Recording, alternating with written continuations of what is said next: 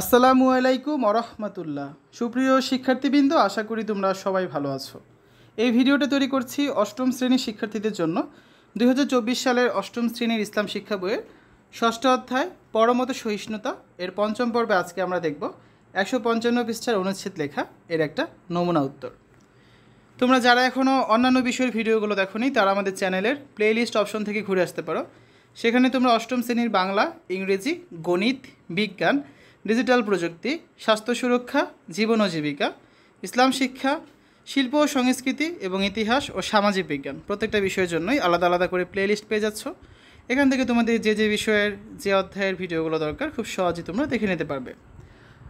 আগামী সেশনের প্রস্তুতি। প্রিয় শিক্ষার্থীরা, তোমরা নিজেদের জীবনে কিভাবে পরমত সহিষ্ণুতা চর্চা করবে এ নিয়ে গল্প বা কবিতা বা অনুচ্ছেদ বা নাটিকা লিখে আগামী সেশনে ক্লাসে নিয়ে আসবে। তোমাদের লেখাগুলো দিয়ে তোমরা একটি ম্যাগাজিন তৈরি করবে যা তোমাদের বিদ্যালয় লাইব্রেরি বা সুবিধাজনক জায়গায় তোমরা সংরক্ষণ করবে।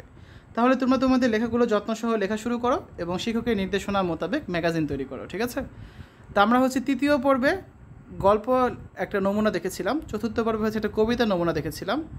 আজকে পঞ্চম পর্বে আমরা একটা অনুচ্ছেদের নমুনা দেখব। ঠিক আছে?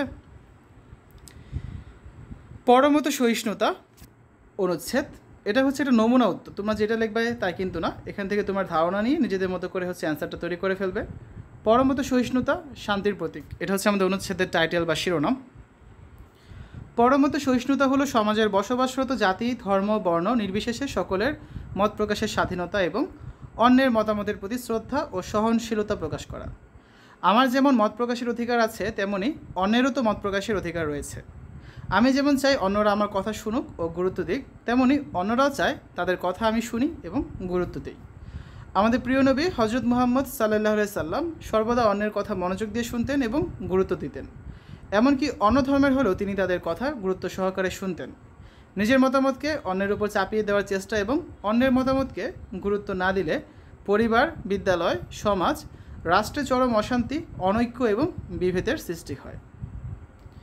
পক্ষান্তরে নিজের মতামত চাপিয়ে না দিয়ে অন্যের মতামতকে গুরুত্ব দিলে পরিবার, বিদ্যালয়, সমাজ এমনকি রাষ্ট্রেও ঐক্য, সংহতি, সুখ শান্তি বিরাজ করে।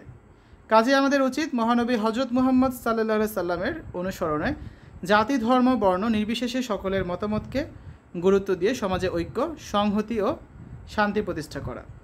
এই ছিল অনুচ্ছেদ নিয়ে একটি নমুনা উত্তর। আমরা আজকের পর্বে আলোচনা করলাম পরমত সহিষ্ণুতা চর্চা নিয়ে একটি অনুচ্ছেদ। আগামী পর্বে আমরা একটা নাটিকা দেখব, যেটা তোমরা দেখতে পারবে 6 নম্বর পর্বে। ঠিক আছে? তো সকলকে আগামী পর্ব দেখার জন্য আমন্ত্রণ জানাচ্ছি। শিক্ষার্থীরা, এতক্ষণ তোমরা দেখলে ইসলাম শিক্ষা অষ্টম শ্রেণী ষষ্ঠ অধ্যায় 155 পৃষ্ঠার অনুচ্ছেদ লেখার একটা নমুনা উত্তর। আশা করি তোমাদের কাছে ভিডিওটা ভালো লেগেছে। তো আজ এখানে বিদায় নিচ্ছি। সবাই ভালো থাকবে। আল্লাহ হাফেজ।